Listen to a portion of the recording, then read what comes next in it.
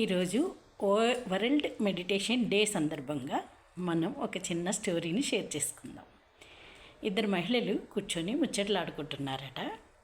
ఒక ఆమె, నాకు ఈరోజు ఏకాదశి కనుక పూజకి వెళ్ళాలి, అభిషేకం చేయాలి, శివుని పూజకి అభిషేకం చేస్తాక వెళ్తున్నాను, మీరు వస్తారా అని అడిగిందంట. లేదు, మేము సీరియస్గా మాట్లాడుకుంటూ ఉన్నాం, ఇంటి విచారాలు ఏయో సందళ్ళు, ఇంటి మహిళలు నలుగురు కలిస్తే ఎలా మంచి అయ్యేకు మాట్లాడుకుంటారు కదా, అలా మాట్లాడుకుంటూ ఉంటాం, మేము గుడికి రాము అన్నారట. అయితే ఒక ఆమె భక్తిగా గుడికి వెళ్ళిందంట.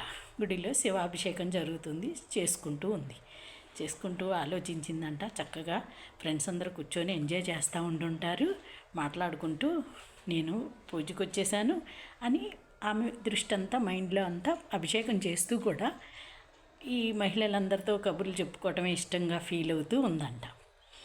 వీళ్ళు ఇక్కడ కూర్చొని మాట్లాడుకుంటూ తన పూజకి వెళ్ళింది అనుకుంటూ నామజపం చేస్తూ ఉన్నారట. అందరూ కలిసి చిన్న భజనలాగా నామజపం చేస్తూ ఉన్నారట. వచ్చి కలిసి ఒకరికొకరు మాట్లాడుకుంటే తన మైండ్లో అంతా వీళ్ళు ముచ్చట్లు చెప్పుకుంటున్నారు అని గుడికి వెళ్ళినా ఉపయోగం లేదు. వీళ్ళు ఇక్కడుండి కూడా నామజపం చేసుకుంటూ ఉండటం వల్ల వీళ్ళకి కూడా ప్రశాంతంగా ఉన్నారు. కాబట్టి దైవనామం గుడికి వెళ్ళినా ఇంట్లో ఉన్నా చేస్తూ ఉంటే మనలో ఆత్మశక్తి పెరుగుతుంది.